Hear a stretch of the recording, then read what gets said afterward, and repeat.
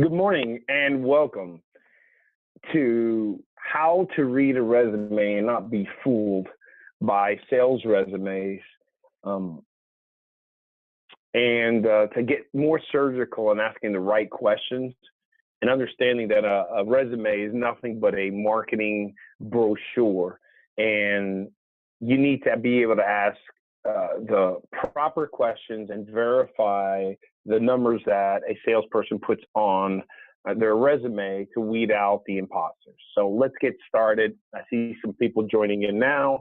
I have everybody on mute, so I want to go directly into this. So this is going to be quick and short. I just want to be able to give insight and value on hiring and transforming the way the perception of salespeople and hiring as salespeople and the challenges that entrepreneurs and owners and CEOs have in hiring talented salespeople that actually perform. I just want to share with you some statistics that I've researched, and at the same time, I had sent out an article regarding Inc. magazine talking about 85% of people lie on resumes. Lie is a strong word. They either lie, but they embellish, or they increase the numbers, or they just don't put it in a proper uh, format, or they don't demonstrate the true value of their accomplishments, good or bad. So here's some just quick statistics, okay? Resumes, statistics for candidates, okay? 58% obtain statistics on how many people lie on resumes, 58% at this time. Now, Inc. says 85%. The embellishments, 57%. How many people changed the length of time that they were at a company? 42%.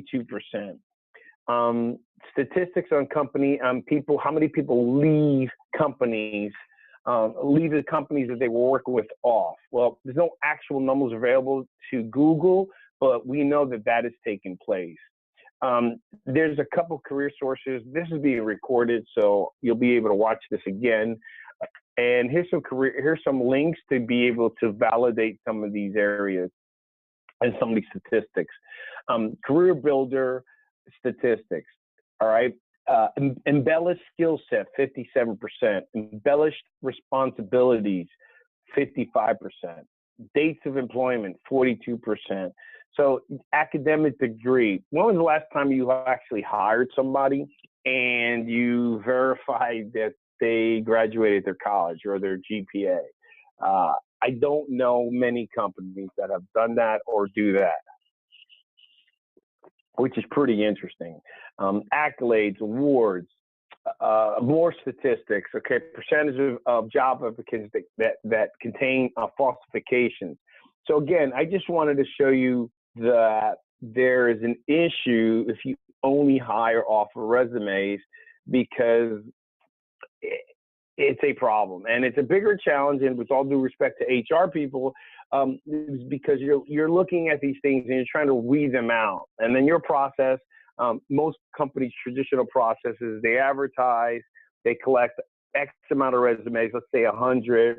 They got to go through those 100. They try to weed out the best they can based on their perception of reading a resume, narrow it down to maybe 25 to call these people, to get 5 people to come in to possibly hire someone, and then hope and pray, particularly in sales. It's a very, very difficult position to fill, much less getting someone to fill that can actually produce results. So I just wanted to start this off with statistics that you need to be aware of, that there is an issue if resumes are one of your key sources of experience and items that you get excited about. Okay. I want to just go straight right into a resume. Obviously, I changed the name, I changed some information, and I want to show you how we look at a resume. And then I'm going to show you some of the things that in one of our programs we show what to look for in a resume and how to ask questions. And we've had several clients that just based on this alone, they don't hire the person, regardless what process they're using. I just want people to learn how to read a sales resume, particularly in technical spaces, but this applies and it's transferable to all and any sales recruiting that you may be doing today or period. So now we have Derek Jeter. I'm obviously a Yankee fan, and he's done very well in his life. So his resume is very good, but just like in professional sports, unfortunately, they're paid on past performance, and in sales, past performance does not predict future success. So it's a little bit different between sports and sales, and then there's a lot of commonalities of how you should identify and scout and weed out the people that look good, sound good, dress good, but can't sell a Hershey bar to a 5-year-old. So here's an example of this person was applied for a high-level sales position, yet this person has experience as a leader in sales. So it's pretty interesting. So let me show you here. I just highlighted some pieces, and we wrote questions down on another piece of what I asked. So I don't really even need that because I can just look at a resume and tell you what to look for. So I'm looking at this as managing partner, VP of sales. The person's been there for a couple of years. Now look at this, IT sales executive. Immediately, I'm looking at this and saying, okay, great, led management team, all technical team engaged in administering complex IT infrastructure solutions. My concern here is that my question is going to be, well, we're here for selling, so we're not looking for you for the execution and implementation, right? We want to know that you could sell or you can manage high-level solutions for our clients and our type of client. The next thing I show here is that this person increased sales over 700% in 3 years. That's incredible. With the execution of full sales cycle processing from initial lead processing through conversion and closing. Great. My question is, well, explain to me, how did you do that? What was your process? What was your lead generation process? 700% in 3 years. Great. So when you started, what was the sales revenue? And when in 3 years was over, when you left, what was the final number? I also want to ask, what's the average sale? So I can understand what the sales cycle was. Is it these large sales? Or these small sales? Was there any anomalies? Meaning you had 2, 3 big contracts that would change this. Even at 700%, if you take those out, that growth may still be great, but this starts weeding out, okay, the 700% sounds impressive, but I need to know how. How did you do this? What was your process? So that's a question right there I will look at. I skipped through all these other pieces, and I'm going to go to the highlighted. Now I go here, dedicated director of sales, skilled in building sales pipeline. Okay, great. Explain that to me. All right, pipeline is one of the most challenging parts in sales. Number one. Number two, it's also the number one area where you can generate and grow sales exponentially. So explain to me how you built that. Was it prospecting, networking, trade shows? What were your steps to your pipeline? What was your target for the month? What was your target for the quarter? Based on that target, how much did you need to have in your pipeline? Now, quick tip. You usually want to have at least 3 times the amount you need to close in a month in your pipeline. So super simple. If your target is $1 million for the month, if it's 100,000 for the month, $1 million, you need at least 3 million in pipeline at all times. 100,000, you need 300,000 in pipeline at all times, and at different stages, right? Because you're going to have a person in the pipeline that is in stage 1, and you have a 10% chance of closing. The more they move down, the higher the percentage goes. The next area that we look for, and I want to go back to here because I forgot this piece, but the next area is client loyalty, technical. All right. Proven ability to generate and close high volume transactions. Okay, so what's your proven ability to do that? high volume transactions, right? So is that part of this company? Was that part of another company? You're in IT infrastructure sales. If this is complex and at this level, if you're doing high volume transactions, I can't imagine that those are the high dollar values. So I'm kind of curious to see, is there any correlation to a 700% growth at a high transactional process? What was the average close to generate high volume transactions? What was that sales cycle? And where were those leads generated? Were they self-generated? Was it outbound? Was it inbound? How was it established? How was it developed? Now back to over here, and I forgot because I had written it down. Led and managed technical members. As sales and technical members engaged in administering complex IT solutions. Okay, so what was your involvement right here? Right here, I even have that. How? What were the sales when you started, when you ended? Okay, great. The other thing is, what were you doing with the technical team members? You got to be careful. It's very hard to spend a lot of time with technical and also grow. That's where, in some cases, some companies where we worked with and we grew had a problem with fulfillment, because if we grow the company, they have a hard challenging fulfilling it in the back end in IT and complex solutions, because they need to hire the engineers, they need to hire the developers, the BAs. So these are key components that you want to ask somebody when you're looking at these resumes, because they're being built by resume creators. Go online for $100, you get your resume taken care of. Here we go, another one, the ADT technology, storage visualization, proven ability to sell major accounts. Major technology with over 10 certifications. Okay, great. You know, the certifications may be important to you, but right now you want to just weed out the first part of the selling part. So to sell major technologies, okay, explain that to me. What are the major technologies you sold? Maybe they're over here because you have a better verse on that. Okay, that's great. But how did you sell these major technologies? What were they solving? And when 10 certifications, where were you starting with? How are you understanding which one to start with? Because major technologies kind of confuses me with over here with high volume transactions.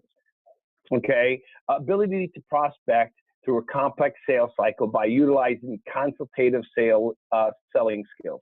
Consultative selling skills is the key. There is no doubt. The problem is it's the definition of what one person has versus another and the true meaning of consultative sales. All right. So if you're prospecting, okay, explain that process to me. And when you prospect, what does that mean? How were you prospecting? Was it by phone? Was it by LinkedIn? Was it by social media? Was it by blogging? Was it by podcast? What was the mechanisms, the media that you were using for prospecting? And when you were, can you give me an example of a consultative sales situation? Now, I want to move through this quickly because our process is a little bit different, but this is for those of you that utilize purely the resumes. So consultative sales, you have to know that. Do you know what consultative sales is? Now, that's going to be another webinar, but just think about it. Just think about an attorney and a doctor. They're consultative salespeople, meaning they're going to ask you questions to uncover the root causes of the challenges, problems, or pains or pleasures you need or want to prescribe the best solution or to determine that you're not the right fit for our company. So granted, this is great. You may look at that, oh, awesome, I need a consultative salesperson. Do you really know what that is?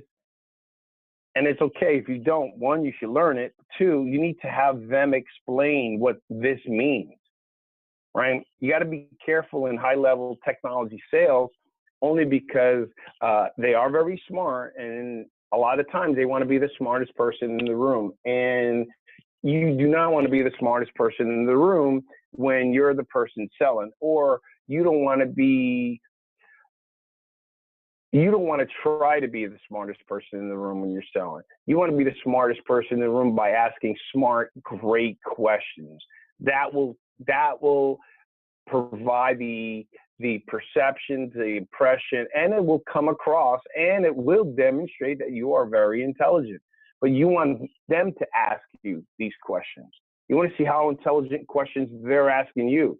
At this level, they should have done research on your company, research on you. They should be able to ask you very good questions from a consultative standpoint. So for me, my number one piece is, okay, great. If I was interviewing with you and you asked me about consultative selling, I'm like, great. What problems do you solve? I need to understand the problems that your company and your solutions solve in an effort to be able to speak educatedly or intellectually with someone to understand and uncover, do they have these challenges and problems? And if they do, our products and services can solve them. We go to this section, member of a sales team responsible for prospect identifying and developing a client base from ground up in the Florida market in the United States. Okay, you want to ask that. I mean, so this person has a range of experience, which is great, but you need to get a little bit deeper into their ability to hunt, their ability to account manage, their ability to close, their ability to consultative sell. What's the role you're looking for? So they may have these experience and they may be migrating up, but you need to be able to ask them, really, okay, that sounds great. These are key words. Someone can put that together. And a resume writer is not going to really understand what the function of a professional salesperson has, or the function that they're supposed to do, and the responsibility and the behaviors and the what we call key behavior activities, or the KPIs, key performance indicators. They're going to write down what you told them you've done, and they're going to try to present it in the best way that they view sales a profession. Okay. So those are the key pieces that I look for in a resume. And as you can see, in between explaining and talking, I moved relatively quickly because the resume, again, for me, it's just, I want key components out. Don't get hung up on who they work for. Do not let interviews exceed over 45 minutes. The last piece is, this is part of our program, and I'm only showing to you to explain to you why. Again, with respect to HR people, you're very compliant. You understand the benefits side. You understand diversity. You understand workplace behavior. Sales are different animals. We're very, and I'm going to say it for myself, we're very needy, and we have big egos, and we're not compliant, because we're under the microscope all the time to deliver results, and the microscope is seen by the entire company or leadership pretty much on a daily basis. So here is where we start demonstrating some useless information, right? I just want to get into that so we could give you a nice quick education on this and let you go on with your day.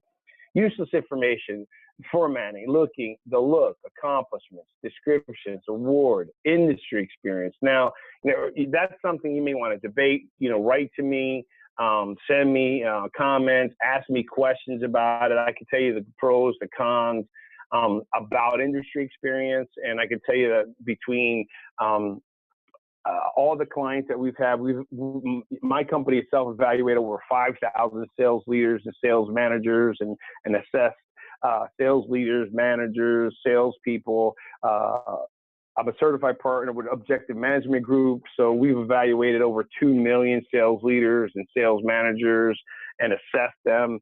And so we have a lot of great data that is we're able to access and data mine to really understand the behavior of professional salespeople. But one thing that is a challenge is when a resume gets into HR or someone, and they get a little bothered because something is misspelled or it's not grammatically correct. I mean, I understand if you're going for an academic position, that changes the game. But outside of that, look, I do not care if someone could spell. I care if they can sell. Sell will bring me the money in, and I can get someone in our company to overlook to help them to read what they have. But at the end of the day, people want their problems solved. They want solutions solved. They want you to be able to provide them a solution that gives them a 3, 5, 10 to 1 return on an investment. So these things don't really matter in your initial stages of looking at resumes. Now, here's the part that we teach, and I'm telling you to look at on those resumes. Often missed information are important to discuss.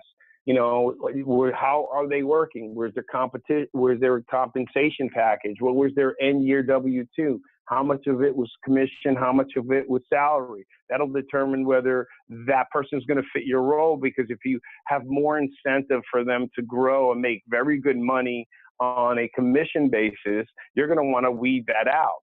Now, don't get me wrong, you still will be paying a salary, but great salespeople want to make double their money or more of their salary. They're more concerned on the upside than they are on just the salary. The salary they need to live, or a draw to need to live, to be able to then be able to continue financially on the commissions and the bonuses they're bringing in. Okay, you want to find out a number of accounts, right? These are just questions that should be solicited based on what they're putting on the resume. This is what I want to teach you. This is where I go back to looking at their resume and each individual based on what they're saying. This is pretty much a similar process that you should be able to ask, right? You also want to look, are they leaving at the same time of the year from job to job? So that could be because they're just waiting, they're checking out, they're waiting for the bonus. It could be that they're in seasonal depression, meaning they always leave during the time when it's the toughest. Maybe there's a quarter that's harder than the other, and they just don't feel like being under pressure for that. How much resistance can a candidate really have and overcome? Are they okay? This is a game of rejection, right? But that's what makes victory so sweet. The amount of competition, their price compared to the other. It helps you find out, can they sell value? Whether or not the candidate's product was the brand or the market leader, right? Did they penetrate, or did they already have a name behind them that helped them get into the door? This is super, super important, right? It's finding out who is the title of the people they're normally used to speaking to or calling on. It takes time for people to develop the acumen and the confidence and the intellect to be able to talk to higher level people inside of a company. If they're selling to people at a lower level in the company, you need to determine whether that's going to be a good fit for you, for them to be calling on CEOs, ownerships, and high level people in the company. Okay. And really, we're about wrapping this up. So I see some questions coming in, and I'm going to answer those, but usually I like to answer those in a post for you. So again, be careful of the fraud. Remember that reading a resume is something you have to develop your skill set. So if I can give you some takeaways, and you'll see this video again, start asking the drill down to how did they achieve their process. This particular person was managing a team. How did they feel about going from managing a team to being managed, and they're now no longer managing someone? Now, that's not a bad thing. I've met a lot of people who got promoted into sales leadership or sales management position just to go back into becoming a salesperson because they just didn't feel like dealing with the personnel and employees, which, can be difficult. And two, they were making the same, if not less money than they were when they didn't have to deal with people showing up and timesheets and vacation. So it's not a bad thing. All right, everybody has their own desires, their own roles to fulfill within their careers. Let me go back here. And again, I just be focused on the sales aspects of what's written in the resume. I do not recommend hiring purely off a resume. There's a different process that we believe that utilizes. We're a certified partner of Objective Management Group, as you can see here. Be super focused on how to read a resume, highlight it before they come in, and ask the questions, but don't get caught up. Long time ago, this used to happen to me. You know, I would sometimes spend 3 hours talking to someone in an interview because we happen to have similarities or know somebody, or I want to understand their competition. You know, it's just going to take too much time, way too much time. So I hope this was of help. My name is Victor Arocho. You will see this. The video will be posted. You could reach me at victorarocho.com. That's VictorArocho.com. My number is 954-634-2886. 954-634-2886. And we're producing this live out of Miami, Fort Lauderdale. I hope you got a lot of value. If you have any questions, please feel free to contact me either via LinkedIn or go to my site. And I am more than willing to help. Again, this is purely to be able to help you to hire and change the way we think of salespeople. The more success that you have in hiring and developing and keeping salespeople, the better the opinion of a sales professional society will have. You have a great day and great selling, and sell to your greatest potential. Thank you. Talk to you soon.